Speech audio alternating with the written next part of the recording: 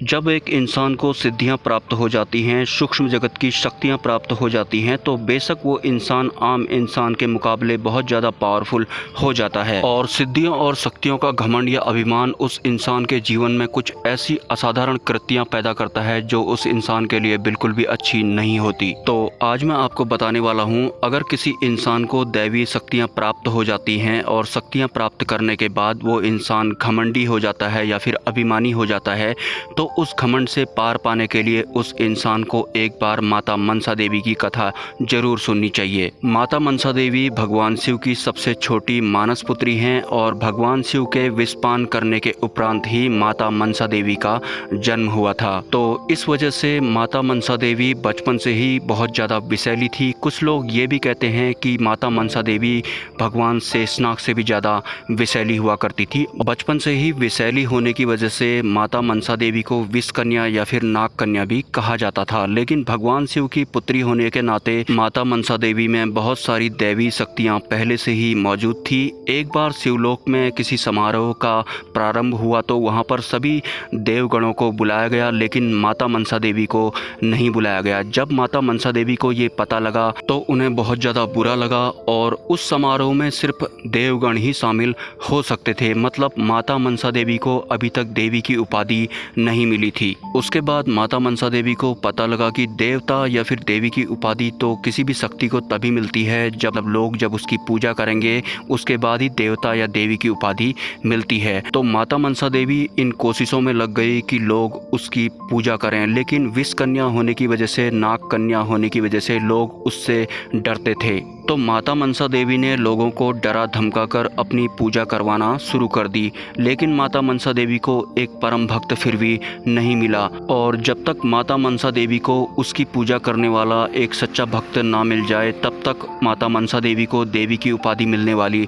नहीं थी। तो इस बात से क्रोध में आकर माता मनसा देवी ने अपने एक भक्त की हत्या कर दी, जो कि उनका भक्त भी नहीं था। लेकिन ज़बरदस्ती माता मनसा देवी ने उसे डरा धमका कर अपनी पूजा करने को कहा। जब वो नहीं माना तो माता मनसा देवी ने अपने विष से उसकी जान ले ली। और जब ये बात भगवान शिव को पता लगी तो उन्हें बहुत बुरा लगा और उसके बाद उन्होंने शिवलोक में माता मनसा देवी को बुलाया और माता मनसा देवी को उनकी गलती का एहसास दिलाया। माता मनसा देवी शिवलोक में बहुत ज़्यादा रोने लगी क्योंकि उन्हें उनकी गलती का एहसास हुआ।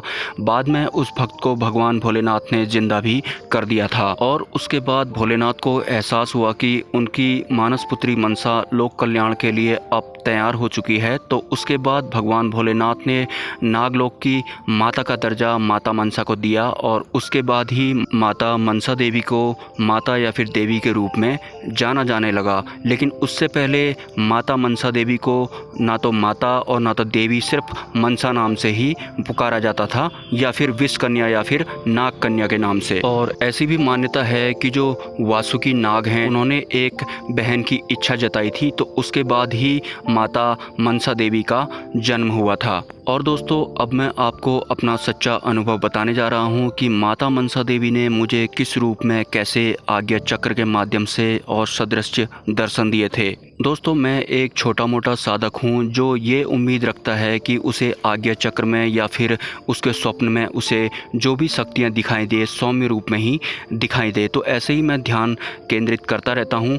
तो कुछ दिनों से मेरे आज्ञा चक्र पर मुझे बहुत बड़ा भयानक काला नाग दिखाई देता था, जिसे देखकर मैं बहुत ज़्यादा डर गया था क्योंकि मुझे कभी ये नहीं पता था कि मुझे नाग भी दिखाई पड़ सकता है। वो इतना भयानक नाग था कि जैसे कि दो पहाड़ियों के बीच में चलने वाला कोई बहुत बड़ा जीव हो, और उस नाग को चलाने वाले दो इंसान जैसे भी वहाँ पर होते थे। मुझे कुछ भी समझ में नहीं आया कि ये क्या है। मेरे आज्ञा चक्र में बाकी दृश्य का ना दिखाई देना और सिर्फ एक भयानक नाग का दिखाई देना मुझे बहुत ज़्यादा भयभीत करने लगा। ये भी एक कारण था कि मेरे कुछ दिनों से वीडियोज आने में बहुत ज़्यादा विलम्ब हो रहा था। और जब मैं उस नाग से पूछता था कि आप कौन हो तो मुझे कोई जवाब नहीं मिलता था, और जब मैंने पूछा कि क्या आप मुझे मारने आए हो तो भी मुझे कोई कोई जवाब नहीं मिला।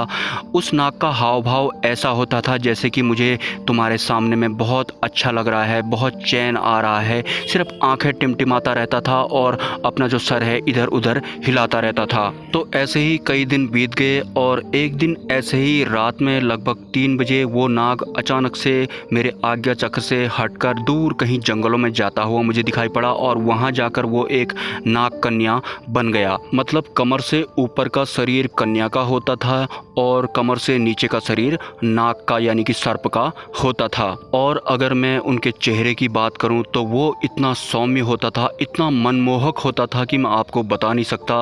उनके माथे पे त्रिशूल बना हुआ होता था। मुझे लगा कि ये पार्वती माँ है। और ऐसे ही उस दिन उन नाग कन्या ने इशारा किया और वहाँ पर वासुकी महाराज की बहुत बड़ी मूर्ति बनी हुई थी।